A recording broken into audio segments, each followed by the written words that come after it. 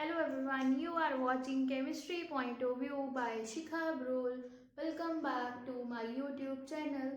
हम स्टार्ट करते हैं सबसे पहले न्यूक्लियोफिलिक सब्स्टिट्यूशन के साथ। तो आपको मैंने लास्ट लेक्चर में बताया था that nucleophilic substitution is of two types SN1 and SN2। So SN1 में आपके पास एग्जाम्पल थी जहाँ पे आपके पास टू स्टेप मैकेनिज्म फॉलो होता है और आपके पास जो प्रोडक्ट फॉर्म होता है वो कार्बोकेटाइन के बाद बनता है। SN2 में आपने पढ़ा था वन स्टेप रिएक्शन है और वहाँ पे आपके पास जो प्रोडक्ट बनता है वो वन टाइम बनता है। बॉन्ड फॉर्मेशन बॉन्ड ब्रेकेज एक ही स्टेप में होती है और वहाँ पे आपको पता है ट्रांजिशन स्टेट इन्वॉल्व होती है। अब हम आगे कंटिन्यू करते हैं इसी चीज़ को और हम देखेंगे कैसे हमारे पास कुछ ऐसे फिक्स ऑर्डर है जहाँ पे SN1 रिएक्शन ही फॉलो होगी और कुछ ऐसे ऑर्डर है जहाँ पे SN2 ही फॉलो होगी। अगर क्वेश्चन है आपको that why tertiary alkyl halides do not follow SN2 mechanism. आपको याद होगा मैंने आपको जब कैरेक्टरिस्टिक्स करवाए थे तब मैंने आपको बाद में क्वेश्चन भी दिया था, write down the difference between SN1 and SN2 mechanism और टाइप ऑफ रिएक्शंस।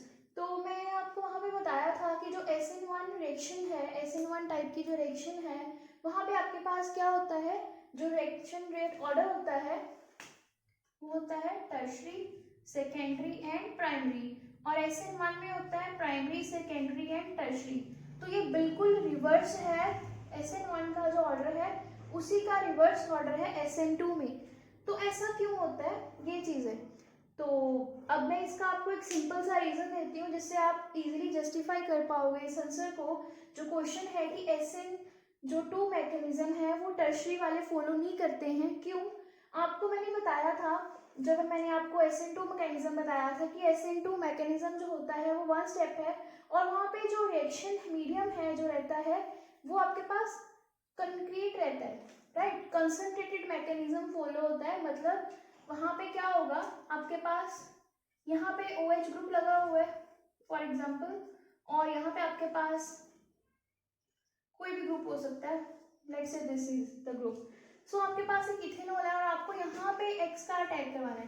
तो हेलोजन ने जो एडिशन करनी है कार्बन के ऊपर तभी ये ग्रुप बाहर जाएगा, यही एक स्टेप होता है SN2 के केस में। अब अगर यहाँ पे आपके पास this is for example primary, अगर यहाँ पे CH3 ग्रुप लगा हो तो ये सेकेंडरी बन जाएगी अल्कोहल और अगर यहाँ पे भी CH3 ग्रुप आ जाए तो ये टर्शरी अल्कोहल बन जाएगी। तो यू कैन थिंक ऑफ कि अगर हमारे पास टर्शरी अल्कोहल होगी उस टाइम पे यहाँ पे क्राउड कितना होगा, क्योंकि ये जब CH3 यहाँ पे है तो इसको अगर आप ओपन करके ड्रॉ करते हो तो आपके पास कुछ इस तरह से हाइड्रोजन रहेंगे, वैसे ही यहाँ पे CH3 पे भी यहाँ पे हाइड्रोजन आएंगे।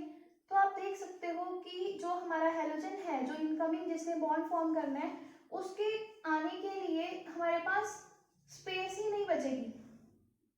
तो जो ये एडिशन हो रही थी प्राइमरी और सेकेंडरी के केस में, अब इस टाइम पे हमारे पास ये पॉसिबिलिटी बची ही नहीं है कि वहां पे बॉन्ड बन सके। तो because of this hindrance of groups on tertiary alcohol SN2 mechanism is not possible। तो ये मैंने आपको क्वेश्चन अभी दिया था that why SN2 mechanism is not possible in case of tertiary alcohol। तो रीजन यही है, hindrance of alkyl groups on the tertiary alcohol don't allow the X negative atom to attack on the carbon atom.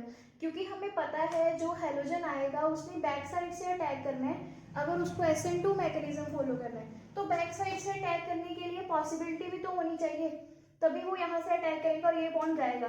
But अगर हम tertiary देखें, tertiary में अगर हम SN1 mechanism follow करें तो वो ईजी है, जब ये ग्रुप जाएगा तो पहले स्टेप में कार्बोकेटाइन बनता है, आफ्टर दैट कार्बोकेटाइन फॉर्मेशन, फिर हमारे पास सेकेंड स्टेप में फॉर्मेशन होती है अल्काइल हैलाइड की और हैलोअल्केन्स की। So this is the reason कि आप लोगों ने हमेशा याद रखना है जो टर्शरी अल्काइल अल्कोहल है या टर्शरी अल्कोहल जो है सिंपली वो हमेशा जो प्रोडक्ट फॉर्म करेगी